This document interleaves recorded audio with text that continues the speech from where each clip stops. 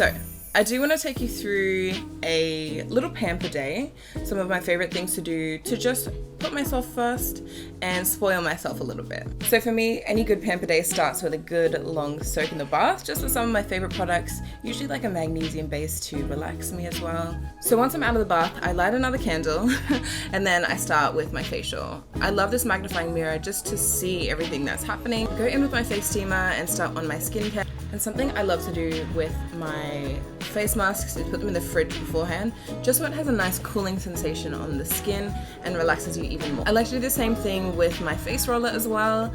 Putting this in the fridge, the moment that it hits your skin and it's all cool and nice, and it just helps to calm and relax and really just reduce any puffiness that you might have in your skin. And then lastly, I do like to go in and just give myself a little bit of a manicure.